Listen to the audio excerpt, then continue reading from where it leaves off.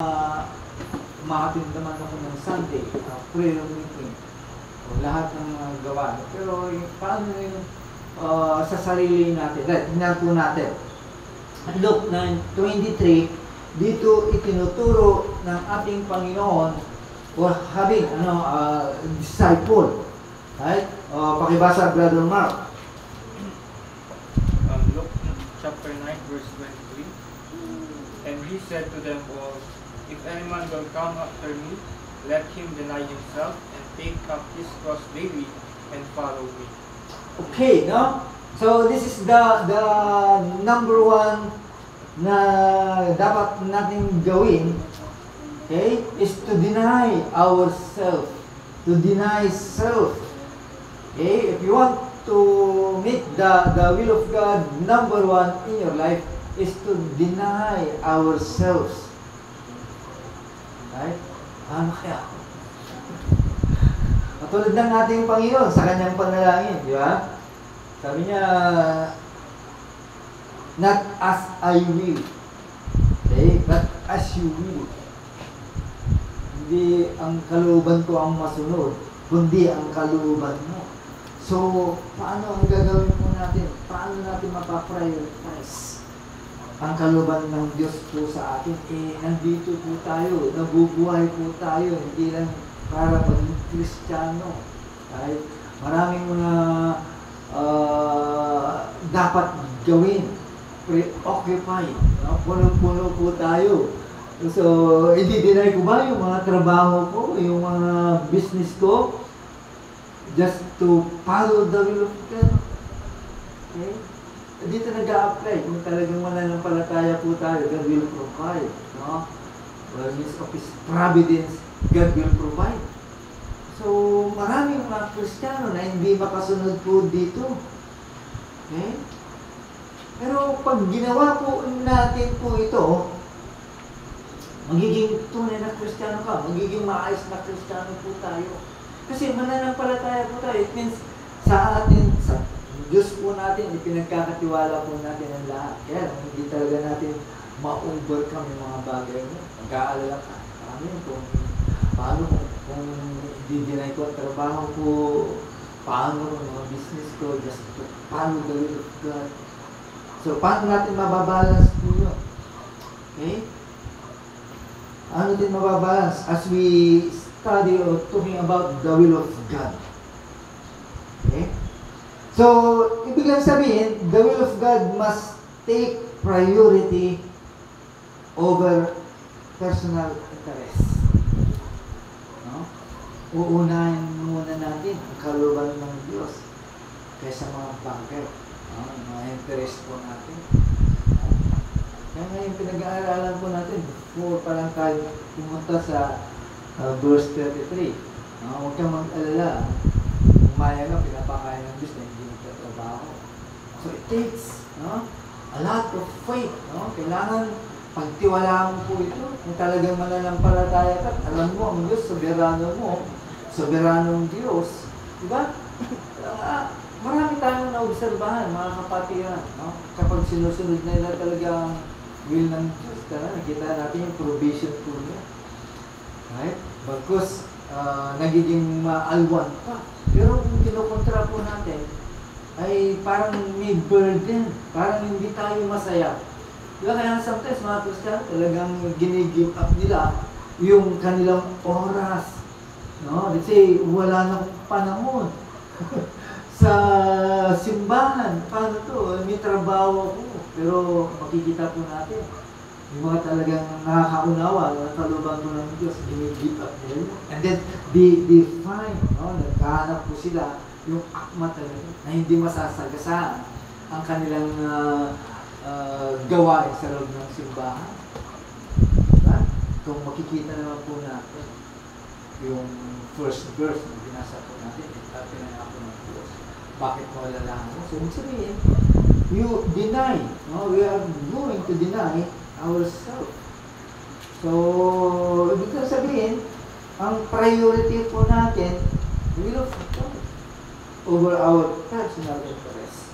Bahala ang Diyos ang magpo-provide. Kasi sinusundan po natin ang will ng Lord kapag will ng Lord yan, ibig sabihin, perfect will po yan. Huh? Yun yung kanyang gagawin. Ano, pinag-aralan po natin yung mga nakaraan na permissive will. Pero dito, sinasabi na, maliwanag na sinasabi ng ating Panginoon. Okay? So, gusto mong sumunod, you deny yourself. Alam, bahal ng Lord. Okay? Pangalawa, over family. Ito yung isang mabigat din. No? Mas uunahin mo ba ang kalooban po ng Diyos kaysa pamilya po natin? Okay? Sometimes nakarinig na po tayo about this teaching. No? So, ang Panginoon mismo ay tinuturo niya regarding how to become a disciple. Right? Basahin po natin. Matthew chapter 10 verse 34 to 37. Pakibasa Brother Marvin. No? Matthew chapter 10 verse 34 to 37. Do not think that I came to bring peace on earth. I did not come to bring peace but a sword. For I have come to set a man against his father, a daughter against her mother, and a daughter-in-law against her mother-in-law. And a man's enemies will be those of his own household. He who loves father or mother more than me is not worthy of me, and he who loves son or daughter more than me is not worthy of me. Okay, dito natin makikita kung talagang gaano kahalaga ang magiging disciple ko ng ating Panginoon. Right? He is teaching about in regards for being a disciple. No? Magiging disciple po tayo. Talagang sinusunod po natin ang Panginoon. Even our family ay i-deny po natin. The sense na kakalimutan mo sila. Hindi. Ibig lang sabihin, mas uunahin po natin ang Panginoon. Kasi ang pamilya na, binigyan ng Lord po yan. Blessing po sa atin po yan. Right? So, ibig lang sabihin, we must put God's first before our family. Right? Pamilya, Diyos muna. Kung talagang mananampalataya ka, bahala ang Diyos sa pamilya mo. Okay? So, dapat din ang gagawin po natin. Eh? Di ba, ganun din ang ginawa ng ating Panginoon? Yung demonstration na pinakita niya na yung kanyang physical family ay kung titignan po natin, talagang kumbaga sa parang second ang lang. Diba? Mas priority niya yung ministry po niya. Right? So, dito, ipinapakita lamang ang pagiging tunay na disciple, even family, no, ay kanyang sabihin, hindi niya pinarayutan, kundi ang ministry.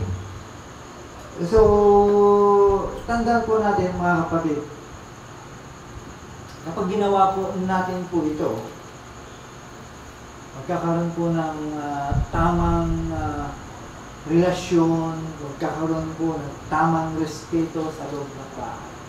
That's the blessing. Okay? Kapag inuna po natin ang kalooban po ng Diyos over our family. Right? Eh, kung ikaw ay pinagbabawalan, you can deny them. Di ba? Na magsimba, hindi. Payasin niyo na po, wag lang ang lumang palaya sa akin. Di ba, parang yung mga Kristiyano niyan. Eh? O kaya makipag-bargain ka. Makikita lang yung pagiging seriousness mo as a disciple, di ba? Makipag-bargain ka sa kanila, sige, inyo na yung Monday hanggang Saturday, o ibigay nyo lang sa akin ng Wednesday hanggang Sunday. Takin mo, makikita yung pagiging seriousness po natin. So, in that, in following, no, the will of God over our family, tandaan po natin, it creates better families, no? Magkakaroon po ng pag-ibig ang respeto sa loob ng bahay. Right? Basahin po natin ang magiging resulta po nito. Pakibasa, Sister Crystal. Ephesians chapter 5, verse 22 to 23.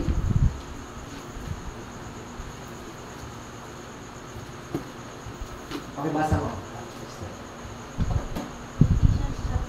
verses 20 to 23. Wives, submit yourselves unto your own husbands as unto the Lord, for the husband is the head of the wife, even as Christ is the head of the church, and he is the Savior of the body. Okay, no? So, makikita dito na kapag sinunod po natin ang ating Panginoon, it will put in proper. Yung kayong alala, no? Mga may takwil. Hindi ganun ang magpala ng Panginoon sa mga kanyang anak na sumusunod. Right? Ngayon, kung hindi mo sinunod, talagang aasahan mo na mayroong mangyayari, magaganap. Okay? Kung sinasabi mo na ikaw ay tunay na Kristiyano. So dito, tinuturuan lamang po tayo kung paano magiging priority o number one ang will ng Lord sa buhay po natin. Okay? So, ano pa? The will of God must take priority over familial interest.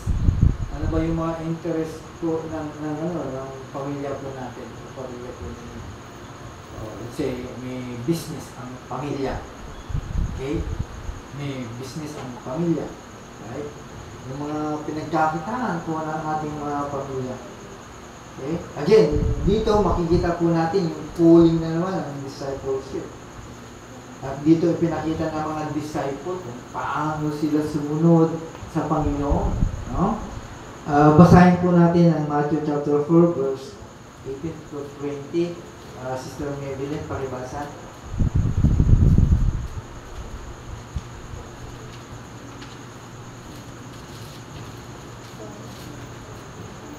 Matthew chapter 4 verse 18 to 20. And Jesus, walking by the sea of Galilee, saw two brethren, Simon called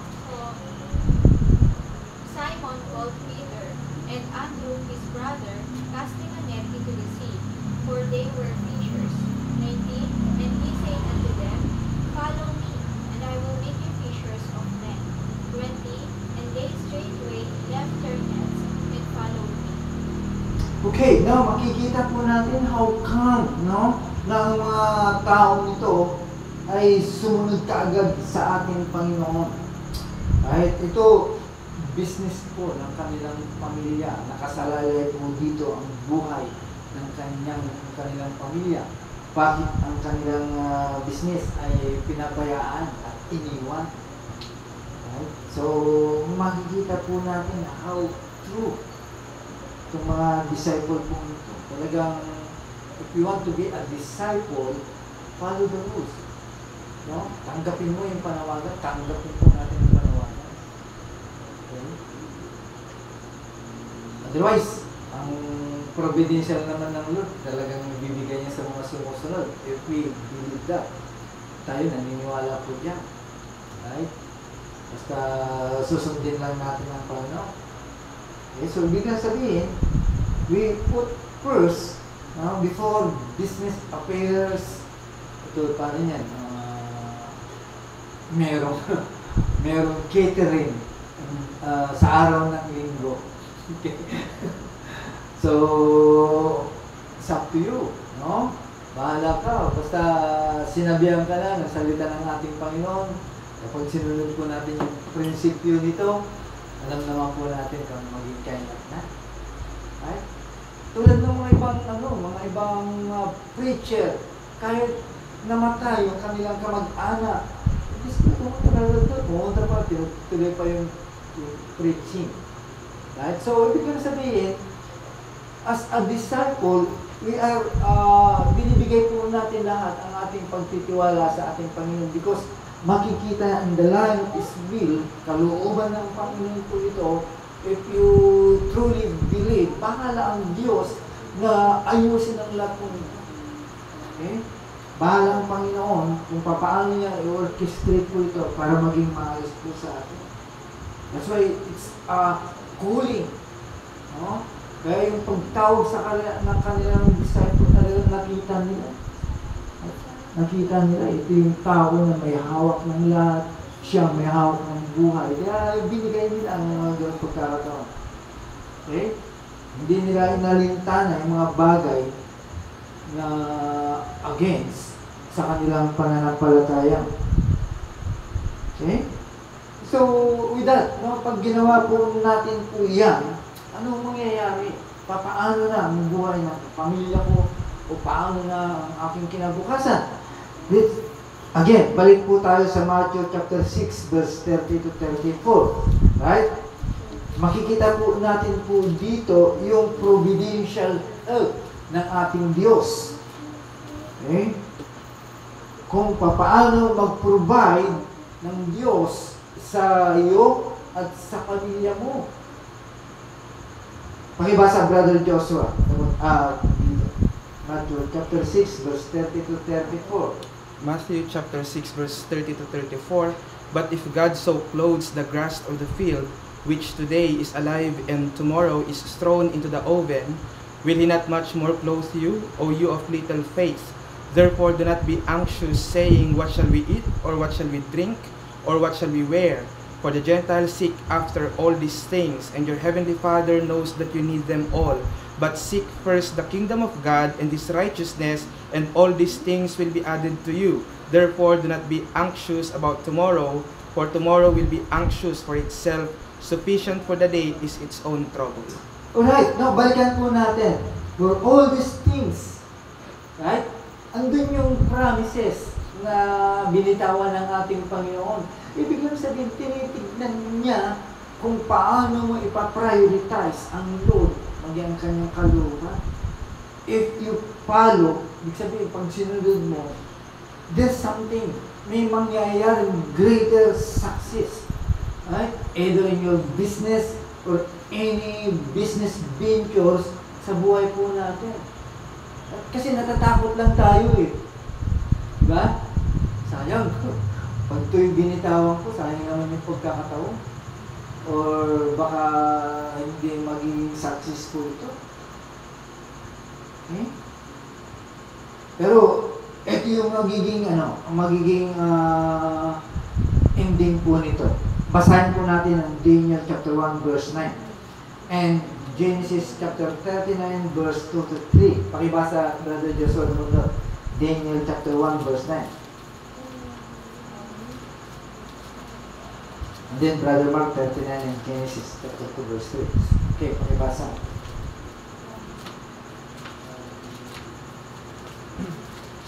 Daniel chapter 1 verse 9.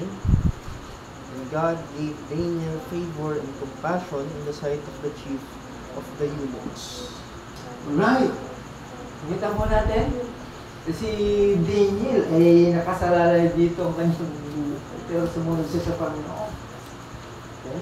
Binigyan po siya ng pabor. At pag ginawa po natin po ito, kasi kapag talagang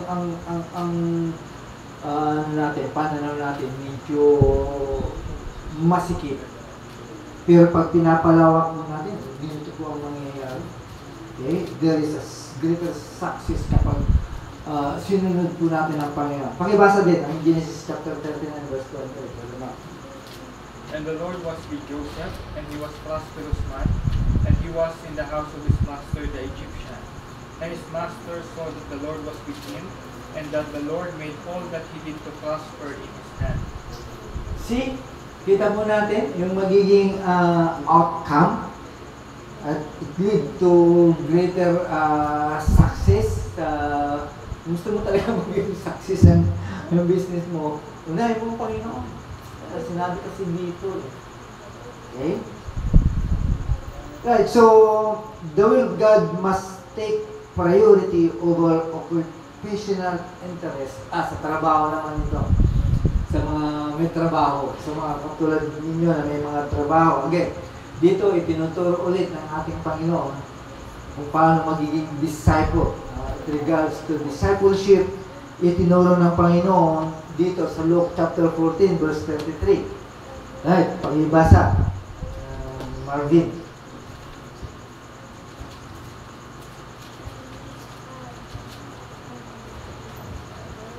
Luke chapter 14 verse 33.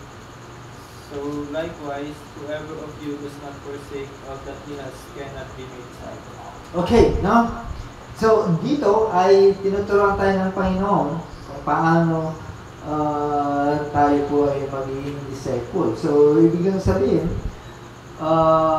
uunahin muna natin ang Diyos, kalooban ng ating Diyos over everything else.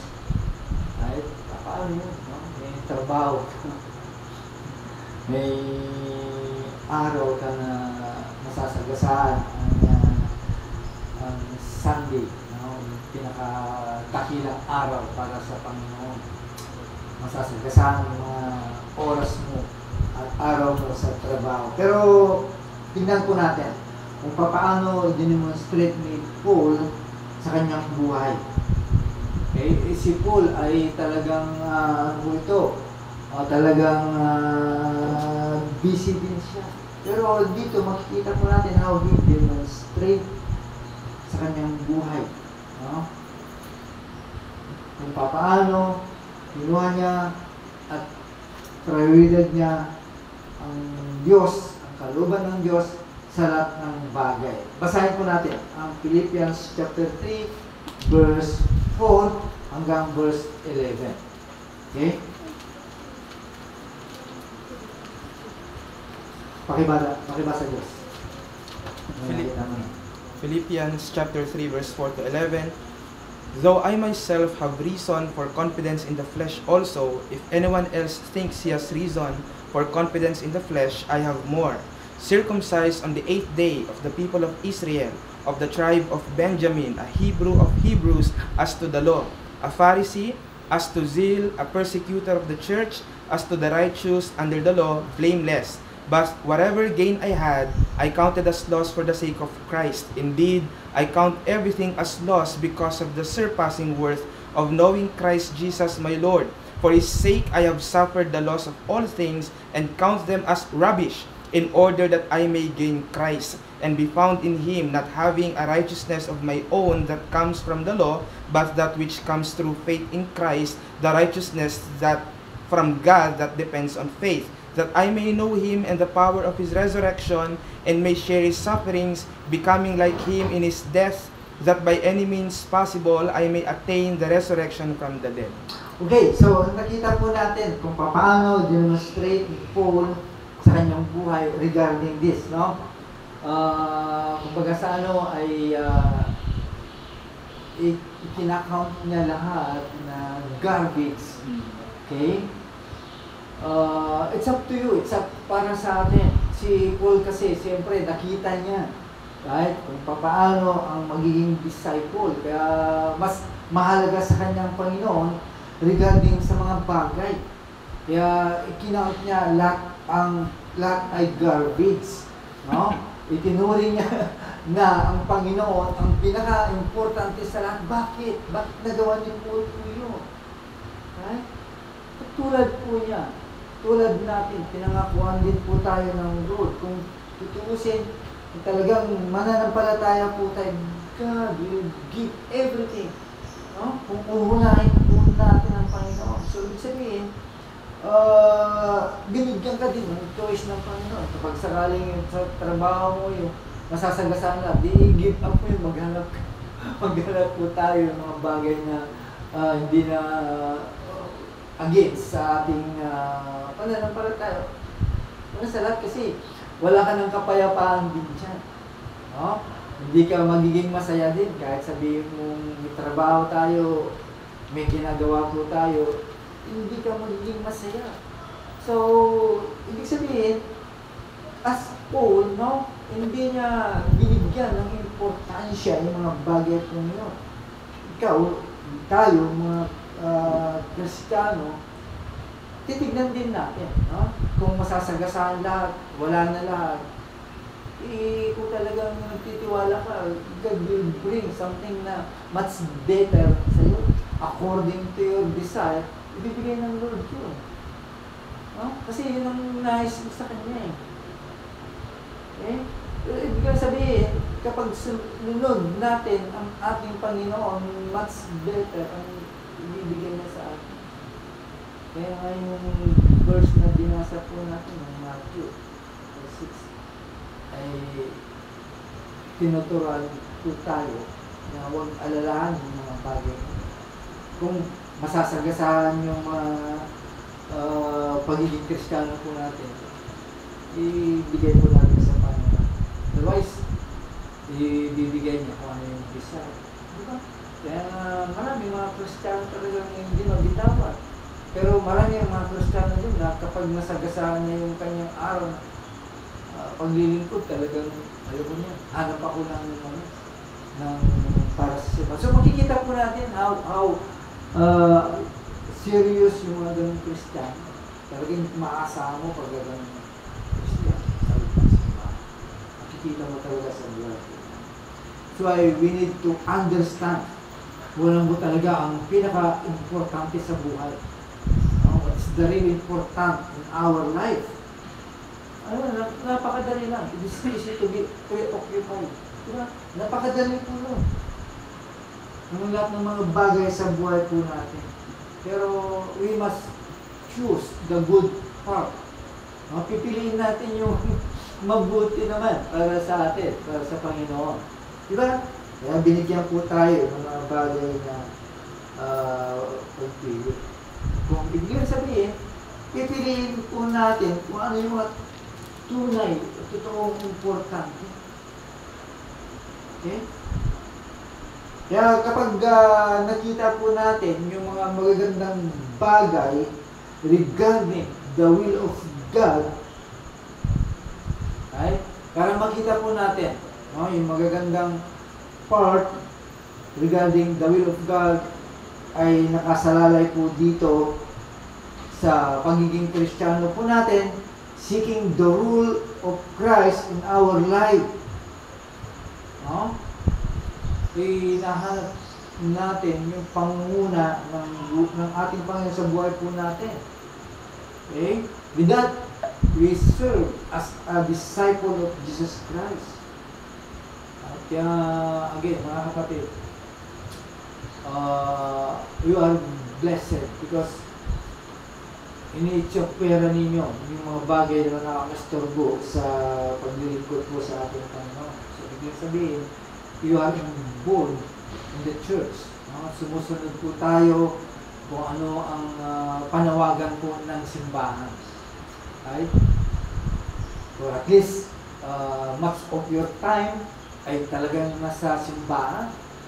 Okay? Otherwise, pag na-develop po yan, baka totally 100% bibigay mo sa Panginoon. The rest, bahalang Panginoon. Okay? Bahalang Panginoon. Okay?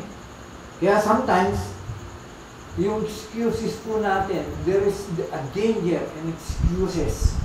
Making our excuses ay may mga danger din po yun. Na kahit hindi naman talaga importante, ay prayer meeting lang naman yun. So, puntahan ko muna ito, mas importante ito. Right? There's danger. Tingnan po natin ang Luke chapter 14 verse 16 to 18.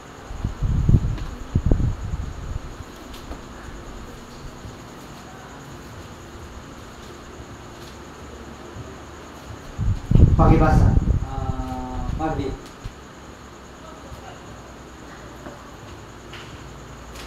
Luke chapter 14, verse 16 to 18.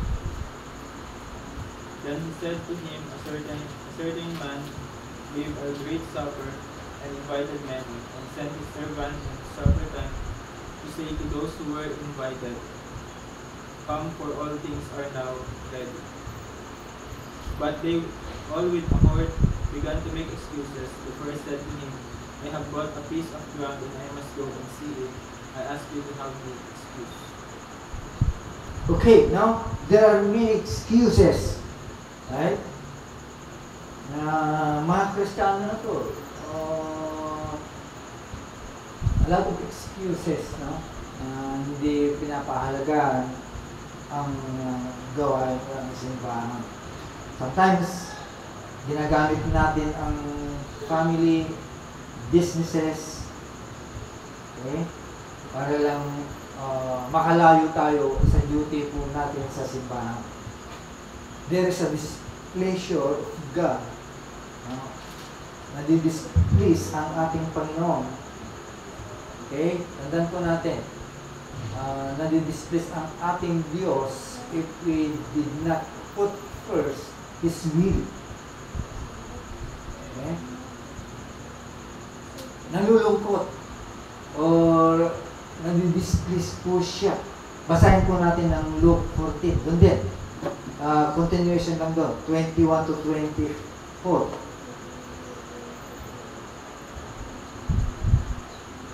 Ito yung displeasure of God when people do not put His will first. Pakibasa, Sister Mabel. Chapter 14, verse 21 to 24. So the servant came and shewed his lord these things. Then the master of the house, being angry, said to his servant, Go out quickly into the streets and lanes of the city, and bring in hither the poor and the lame, and the halt and the blind. 22. And the servant said, Lord, it is done as thou hast commanded, and yet there is room. 23. And the Lord said unto the servant, Go out into the highways and hedges, and compel them to come in, that my house may be filled. For I say unto you, that none of these men which were bidden shall taste of my supper. Okay, no? So, nadi-displace ang ating Panginoon kapag hindi po natin inuuna ang kanyang will sa buhay ng isang Kristiyano. Di ba? Kahit sino naman, madi-displace talaga. Sunday, wala ka. Diba? Kung talagang may utang na loob ka sa Panginoon, bakit sa Sunday hindi ko natin nakuha? Hindi natin naibigay. Kung talagang inaapo, tinatanggap natin na niligtas ka ng ating Panginoon, eh bakit hindi natin naibigay ng go? Okay? Kaya kung talagang tunay na naintindihan po natin ang kaluban po ng Diyos sa buhay po natin, there is a blessing, no? There is a blessings na ma-experience po natin by doing His will. Okay? There's a blessings. Kapag ito ay ginawa po natin, priority sa buhay po natin, okay? There's also a blessing. At hindi magiging problema sa iyo. Kaya bilang mga mananampalataya, tunay na Kristiyano, we have to priority paprioridad po natin ang kaluban ng Diyos sa buhay po natin, yung kanyang will. Of course, we have to submit. Okay? Isasubmit po natin ang paghahari ng ating Panginoon sa buhay po natin. Right? If we are truly a disciple of Jesus Christ, okay, sundin po natin. Right? Buhay natin talagang nasa simbahan. Kapag umalis ka dyan, andap-andap ang buhay mo. Kaya na-renovate ang simbahan eh. It's the will of God para pumunta ka dyan. Para hindi ka manlamig at umalis. Kaya dito tayo tinipo. Dito tayo inilagat lahat para matuto. Okay? We put in a proper place yung sarili po natin sa simbahan. Okay? Kaya ito po yung nais ng ating Panginoon. Kaya nga, ang sabi ng ating Panginoon, right, na kung ano ang kaluban mo, yun ang susundin ko, not my will, but your will. Yan ang ating susundin. Sana maging ganun po tayo. Right? Na mas uunahin po natin ang kaluban po ng Diyos sa buhay po natin. O gagawin po natin kung ano yung kaluban po ng Diyos. Hindi yung kaluban po natin. Okay? Kasi yung kaluban po natin, we don't know kung tama yun or perfect yun. Pero yung kaluban po ng Diyos, either permissive will yan, perfect will yan, nasa perimeter pa rin ikaw sa kaluban po ng Diyos. Pero kung will po natin, gagawin po natin, susundin po natin. nagdidiscourage po tayo bilang mga Christian. Kaya pinag-aaralan po natin yung revealed will ng ating Panginoon. Kasi yung perfect to eh. Yun yung tama. Yun yung dapat po nating sundin bilang mga Christian. If not, alam na po natin kung ano magiging kayo at mag-future. Pero pag will po ng Lord ay asahang hindi ka mapapawara bilang mga Christian. Last verse po natin, Matthew chapter 26, verse 39.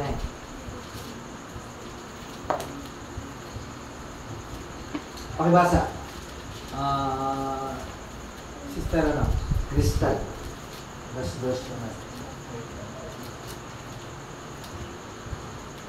Matthew chapter 26, verse 39. And he went a little further and fell on his face and prayed, saying, O my Father, if it be possible, let this cup pass from me. Nevertheless, not as I will, but as thou wilt. Okay, yan po yung bilin po ng, yan po yung sinabi ng ating Panginoon. Right? Kaya, make the will of God as priority in our life. Some, hindi madidiscourage yung pagiging Christian. Let's pray. Salamat Lord sa aming patuloy na pag-aaral ng salita.